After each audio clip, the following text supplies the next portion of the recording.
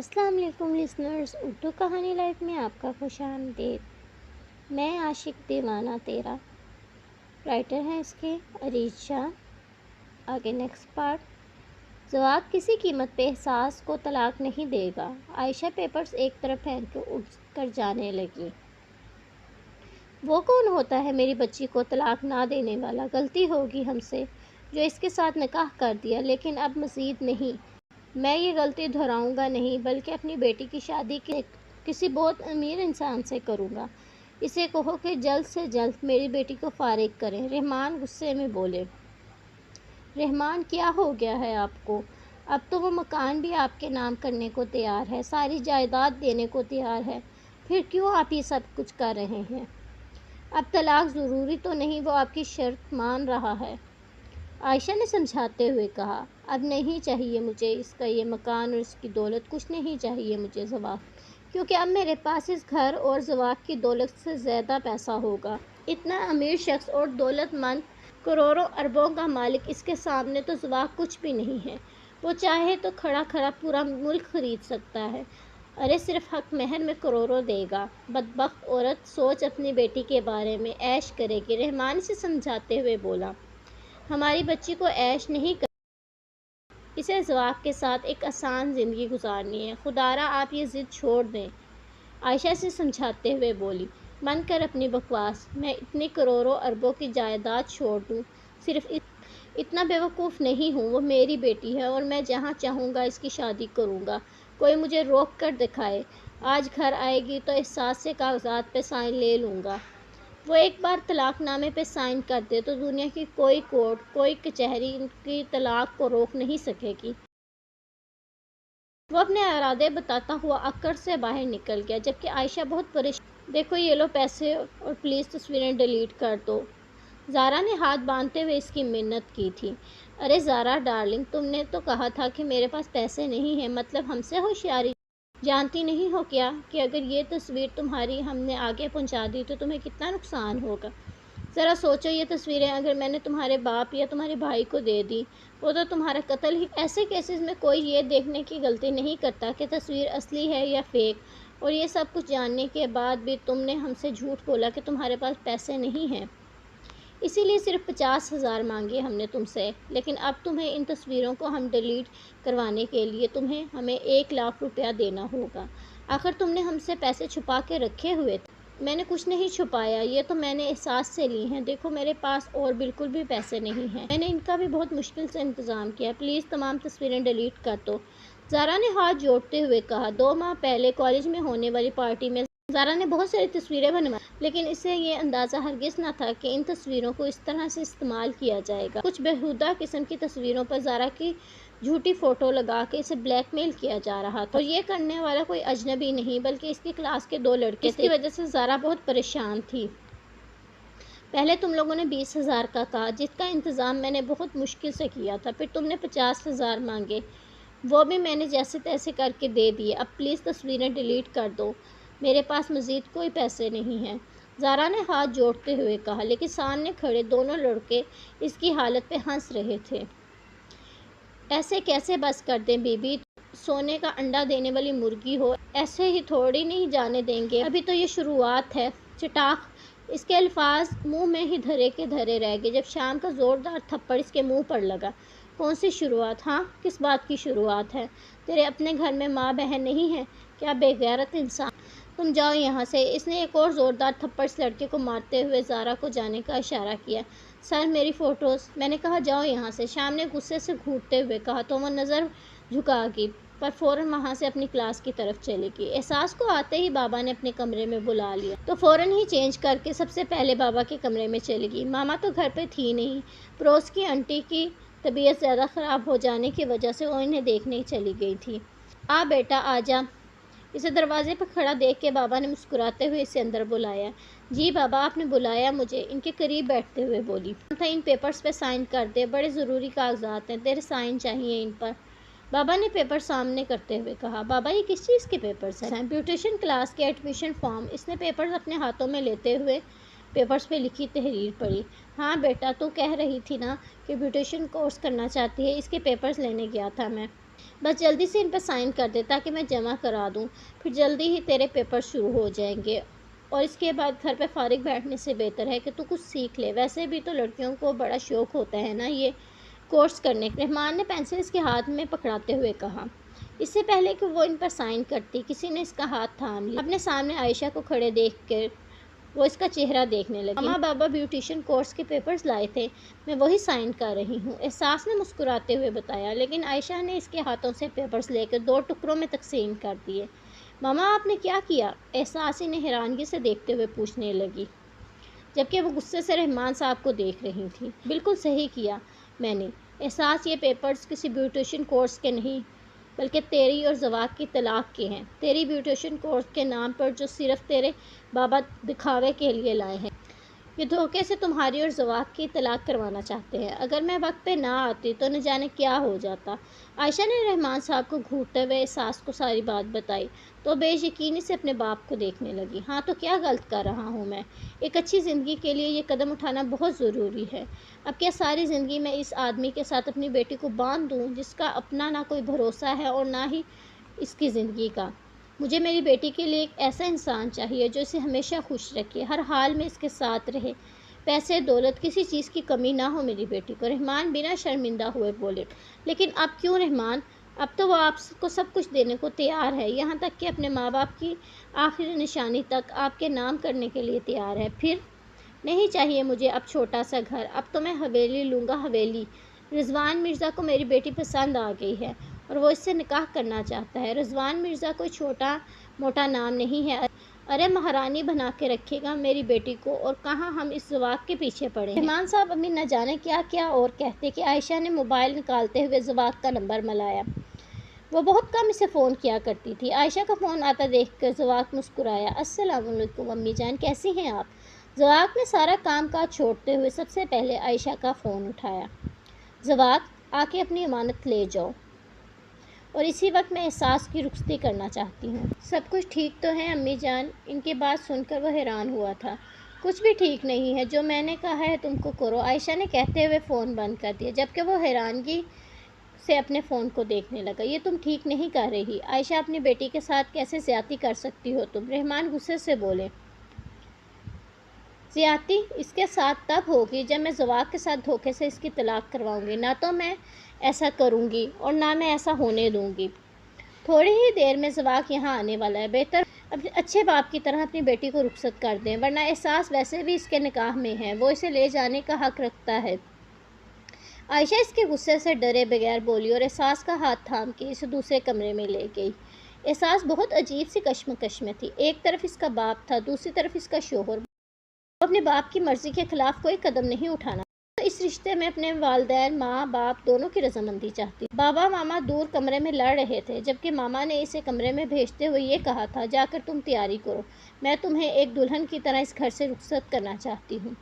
ماما کے کہنے پہ وہ اپنے کمرے میں آ گئی۔ ان کے کمرے سے ابھی بھی آوازیں آ رہی تھیں، آج وہ اپنے ماں باپ کی لڑائی کی وجہ بنی تھی۔ اس کا باپ چند پیسوں کے لیے اس کی زندگی مشکل میں ڈالنے کو تیار تھا۔ وہ آدمی احساس کے باپ کو گاڑی بنگلہ اور نہ جانے کیا کیا دینے کا وعدہ کر چکا تھا، جس کی وجہ سے اس کے باپ نے لالچ میں آتے ہوئے اس کی شادی اس کے ساتھ کرانے کا فیصلہ۔ رخصتی میں اس کے باپ کی مرضی شامل نہیں تھی، لیکن اس کی ماں اسے دلہن کی طرح رخصت کرنا چاہتی تھی۔ اس کی ماں کی کچھ خواہشیں تھیں جنہیں وہ اس طرح سے ادھورا چھوڑ کے نہیں جا سکتی تھی، لیکن باپ کی مرضی کے بغیر اس طرح سے تیار ہوتے ہوئے بھی اسے بہت عجیب لگ رہا تھا۔ ابھی بھی اپنے کمرے میں سامان پیک کرنے کے بعد تیاری کر رہی تھی جب دروازے کی بیل بجی۔ یقیناً وہ آ چکا تھا۔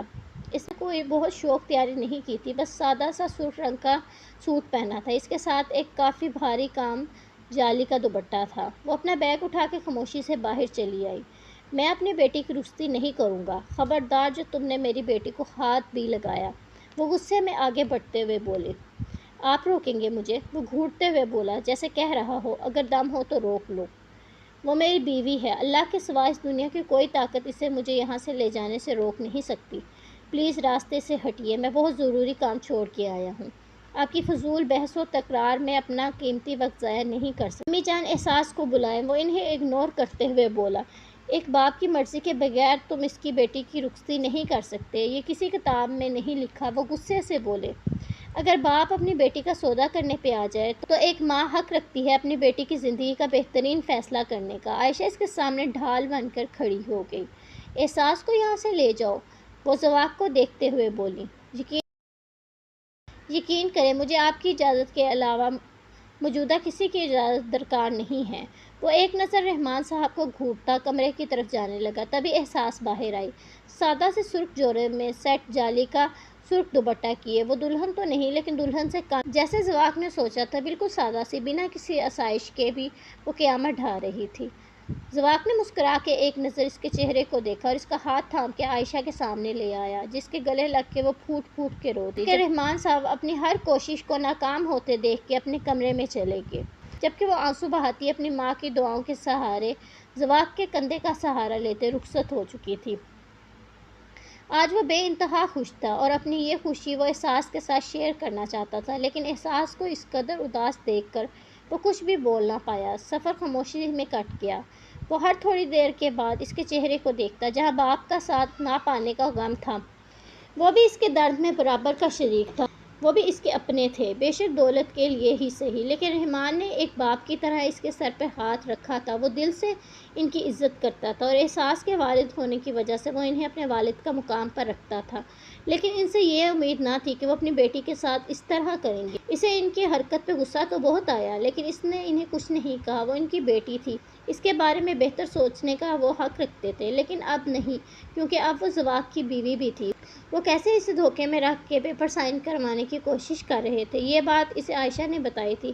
اگر وہ غلطی سے بھی ان پر سائن کر دیتی تو زواق کا سب کچھ لٹ جاتا، لیکن اس سب کے باوجود بھی اس نے بہت ہمت اور حوصلے سے کام لیا تھا۔ وہ رحمان صاحب کے ساتھ کوئی بدتمیزی نہیں کرنا چاہتا تھا، اس لیے خاموشی سے گیا اور اپنی احساس کو اپنے ساتھ لے کے آیا، بنا کسی سے کچھ کیے۔ وہ رحمان صاحب سے بالکل ملنا ہی نہیں چاہتا تھا، لیکن پھر بھی ان کے راستے میں آئے، جس کی وجہ سے وہ کچھ حد تک ان کے ساتھ بدتمیزی کر گیا، لیکن اس کے لیے بھی انہوں نے ہی اسے مجبور کیا تھا۔ سر، میں نے ساری انفارمیشن نکال لی ہے، آپ کا سارا پیسہ پاک آرمی ضبط کر چکی ہے۔ کراچی میں جتنے بھی کالج جہاں ہمارے لوگ ہیں، ان لوگوں نے سب سے بڑے کالج کو ٹارگٹ کیا تھا۔ ہر کالج میں 4 لوگوں کی ٹیم ہے جو صرف اور صرف ISI والوں کے لیے کام کر رہی ہے۔ ان لوگوں کا مقصد ڈرگز کو ختم کر کے جوان نسل میں نشہ ختم کرنا ہے۔ یہ ٹوٹل 4 ٹیمیں ہیں جو کہ کراچی کے 4 بڑے کالجز میں موجود ہیں۔ سب سے بڑی ٹیم کا لیڈر زواق احمد شاہ تھا، جس کی ٹیم میں شام، حجاب اور زائم شامل ہیں۔ شام کے بارے میں پتہ کروایا ہے ہم نے، اس کی کوئی فیملی نہیں ہے، جبکہ حجاب اور زائم کا ایک بیٹا بھی ہے۔ سر، اگر آپ کہیں تو بچے کو اٹھا لیں، سدرا اس کے سامنے بیٹھتے ہوئے بولی، جبکہ کنگ نے نفی میں سر ہلایا۔ مجھے میرا پیسہ واپس چاہیے، اور اپنا پیسہ واپس حاصل کرنے کے لیے مجھے درخت کے پتوں کی نہیں بلکہ جڑوں کو پکڑنا ہوگا۔ ان کے گروپ کا لیڈر زواق ہے، جس کی کمزوری کو میں جڑ سے پکڑ چکا ہوں، اب بس اکھاڑنا باقی ہے۔ کنگ نے ایک بلند قہقہ لگاتے ہوئے کہا۔ اندھیرا دھیرے دھیرے چھا رہا تھا، ابھی شام اپنے گھر واپس جا رہا تھا جب اچانک کسی سڑک کے کنارے زارا کھڑی نظر آئی۔ زارا اس وقت یہاں کیا کر رہی ہے؟ وہ حیرت سے سوچتا ہوا گاڑی کو آگے بڑھا کر اس کے سامنے لے آیا۔ ویسے تو آج کل اسے ہر طرف زارا ہی نظر آتی تھی، لیکن اس وقت اسے زارا کے ساتھ ایک اور لڑکی بھی کھڑی نظر آئی، اور کچھ فاصلے پر ایک ڈرائیور گاڑی ٹھیک کرنے میں مصروف تھا۔ دونوں کے چہرے کے تاثرات اکتاہیت سے بھرپور تھے۔ شام نے گاڑی ان کے سامنے روکی اور دوسری طرف سے گاڑی کا شیشہ کھولتے ہوئے اپنے دل کے جذبات اور ذرا جھک کر زارا سے یہاں رکنے کی وجہ پوچھنے لگا۔ خیر، وہ تو اس کے سامنے تھی کہ گاڑی خراب ہو چکی تھی، جس کی وجہ سے وہ یہاں سڑک کے کنارے کھڑے ہیں، لیکن پھر بھی اسے زارا سے بات کرنے کا کوئی نہ کوئی بہانہ تو چاہیے تھا۔ شام سر، کیسے ہیں آپ؟ زارا نے مسکراتے ہوئے کہا۔ 2 دن پہلے جب شام نے اس لڑکے کے موبائل سے اس کی ساری تصویریں ڈیلیٹ کر کے اسے یقین دلایا تھا کہ اب وہ لڑکا اسے بلیک میل نہیں کرے گا، وہ اسی دن سے اس کا شکریہ ادا کرنا چاہتی تھی، لیکن اسے موقع ہی نہیں ملا۔ جی، میں یہاں سے اپنے گھر جا رہا تھا، آپ کو کھڑے دیکھا تو پوچھنے کے لیے روک گیا، سب خیریت ہے نا؟ جی سر، سب خیریت ہے۔ وہ دراصل ہم شاپنگ کے لیے آئے تھے کہ گاڑی خراب ہو گئی، اور ایسی منحوس جگہ پر یہاں پر سروس بھی نہیں آ رہی کہ گھر میں فون کر کے ہی بتا دو۔ ڈرائیور چچا کب سے گاڑی ٹھیک کرنے کی کوشش کر رہے ہیں، لیکن شاید نہیں ٹھیک ہوگی، زارا نے مایوسی سے کہا۔ ارے، اس میں پریشان ہونے والی کون سی بات ہے، آئیے آپ کو آپ کے گھر ڈراپ کر دیتا ہوں۔ ویسے بھی بہت اندھیرا ہو رہا ہے۔ تھینک یو سو مچ سر، ابھی گاڑی ٹھیک ہو جائے گی۔ زارا نے معذرت کرنا چاہی، اس طرح سے وہ کسی کے ساتھ گھر تو نہیں جا سکتی تھی، جبکہ اس کے گھر والوں نے اسے ڈرائیور کے ساتھ بھیجا ہوا تھا۔ ڈرائیور چچا ان کے گھر کے بہت پرانے ڈرائیور تھے اور ان کے گھر والوں کے لیے قابل اعتماد بھی تھے۔ زارا چلو نا گھر چلتے ہیں یار، میرے گھر والے انتظار کر رہے ہوں گے، زارا کی سہیلی بولی، جو کہ اسی کے محلے میں رہتی تھی۔ اسی دن میں اس کی شادی ہونے جا رہی تھی اور آج کل بازاروں کے چکر کاٹنے میں مصروف تھی۔ اس وقت وہ ان کی اپائنٹمنٹ کافی لیٹ تھی، جس کی وجہ سے وہ اتنی لیٹ ہو گئی اور پھر راستے میں گاڑی خراب ہو گئی۔ زارا میں کوئی اجنبی انسان نہیں ہوں، آپ مجھ پہ اعتماد کر سکتی ہیں۔ زارا کا انکار کرنا شام کو بالکل اچھا نہیں لگا تھا۔ نہیں سر، ایسی کوئی بات نہیں، میں تو بس اگر ایسی کوئی بات نہیں تو میرے ساتھ چلنے میں کیا مسئلہ ہے؟ دیکھیں آپ کی دوست بھی کافی لیٹ ہو رہی ہیں، انہیں بھی گھر جلدی پہنچنا ہے۔ اس لڑکی کی باتوں سے اندازہ لگا چکا تھا کہ وہ اس کی کوئی فیملی ممبر نہیں بلکہ دوست ہے۔ زارا نے ایک نظر اپنے ساتھ کھڑی لڑکی کو دیکھا جو اس کی ہاں کی منتظر کھڑی تھی۔ سارا نے اسے ہاں کا اشارہ کیا تو وہ خوش ہو گئی۔ وہ بس جلد از جلد گھر جانا چاہتی تھی۔ ویسے تیرے سر بہت ہینڈسم ہیں، وہ گاڑی میں بیٹھتے ہوئے سرگوشی نما آواز میں بولی۔ ہینڈسم تو ہیں، زارا نے خوشی سے کہا۔ شٹ اپ، تو ایسا نہیں بول سکتی، تمہارے ٹیچر ہیں، وہ گھورتے ہوئے شرارتی انداز میں بولی تو زارا بھی مسکرا دی۔ تم بھی اس طرح نہیں بول سکتی، 2 دن میں تمہاری شادی ہے، زارا نے بدلا چک۔ ویسے کیا کر رہی تھی آپ لوگ اس وقت یہاں پر؟ شام نے بات کرنے کی غرض سے کہا، جب زارا ڈرائیور چچا کو اعتماد میں لیتی ہوئی گاڑی میں آ بیٹھی تھی۔ وہ دراصل سر یہ میری سہیلی ہے اور اس کا 2 دن میں اس کی شادی ہے، اس کے سلسلے میں ہم پارلر آئے ہوئے تھے۔ ہماری اپائنٹمنٹ بہت لیٹ تھی، جس کی وجہ سے ہم بہت لیٹ ہو گئے اور واپسی میں گاڑی خراب ہو گئی۔ شکر ہے کہ آپ مل گئے، ورنہ نہ جانے کتنی دیر اور وہاں پہ رکنا پڑتا۔ زارا نے مسکراتے ہوئے جواب دیا۔ شادی بہت بہت مبارک ہو، اللہ تمہیں زندگی کی ہر خوشی نصیب کرے، اس نے مسکراتے، جبکہ آسرا تھینکس کہتی شرما دی۔ ویسے اتنی کم عمر میں شادی، تمہاری پڑھائی مکمل ہو گئی ہے کیا؟ آسرا سے پوچھا۔ سر پڑھائی پوری کر کے کیا کرنا ہے مجھے؟ کون سا کوئی جاب کرنی ہے، اور بابا کا فیصلہ ہے، بیٹیوں کا فرض ہوتا ہے اپنے باپ کے ہر فیصلے پہ عمل کرے۔ بیٹیوں کا تو نہیں پتہ، لیکن بیٹیوں کے معاملے میں باپ سے زیادہ نرم دل اور کوئی نہیں ہوتا۔ باپ اپنی ہر ممکن کوشش کے ساتھ اپنی بیٹی کو دنیا کی ہر خوشی دینے کی کوشش کرتا ہے، بدلے میں کیا چاہتا ہے؟ صرف عزت کے ساتھ رخصتی۔ تو اس میں غلط کیا ہے جو اپنی بیٹیوں کی ہر خواہش پوری کر دے؟ کیا اس کی بیٹی اس کے لیے اتنا نہیں کر سکتی؟ کیا تم اس شخص سے محبت کرتی ہو؟ شام یہ سوال کیوں پوچھ رہا تھا، وہ خود بھی نہیں جانتا تھا۔ نہیں سر، میں نے تو ان کو دیکھا بھی نہیں ہے، بس بابا کے فیصلے کے آگے سر جھکا دیا ہے، اس نے مسکراتے ہوئے کہا۔ محبت بھی کوئی چیز ہوتی ہے آسرا، وہ اس لڑکی کی ہمت دیکھتے ہوئے بولا۔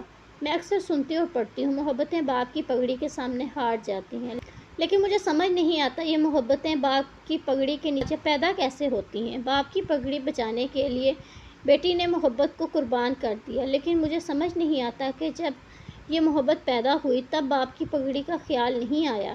اللہ ہر بیٹی کو ایسے نامحرم محبت سے دور رکھے جو باپ کی پگڑی کے نیچے پیدا تو ہو جاتی ہے، لیکن اس پگڑی کو بچانے کے لیے اس ناجائز محبت کی قربانی دینی پڑتی ہے۔ میرے نزدیک ہر لڑکی کو ایک بات یاد رکھنی چاہیے، تمہارا محرم، تمہارا باپ، تمہارا بھائی، تمہارا شوہر، کسی چوتھے انسان کی محبت تمہارے دل میں پیدا ہو کبھی اپنے دل کو اتنا نرم نہ کرو، کیونکہ اپنے دل کو نرم کر کے ناجائز محبتوں کو دل میں پال کر ان کے بچھڑنے کا الزام باپ کی پگڑی اور بھائیوں کی مان پہ لگا دیا جاتا ہے۔ لیکن جب یہ محبتیں پیدا ہوتی ہیں تب نہ باپ کی پگڑی کا خیال ہوتا ہے اور نہ ہی بھائی کے مان کا۔ آسرا کی باتوں نے اسے کافی متاثر کیا تھا، وہ چھوٹی سی لڑکی کافی گہری گھر چھوڑنے کے بعد وہ اپنے راستے پر جا چکا، جبکہ زارا اسے اصرار کرتی رہی کہ وہ چائے تک رک جائے، کہ وہ نہیں رکا، لیکن زارا کو آتے آتے بتایا کہ وہ جلد یہاں آئے گا۔ زارا نے وجہ نہیں پوچھی اور نہ اس نے بتائی تھی۔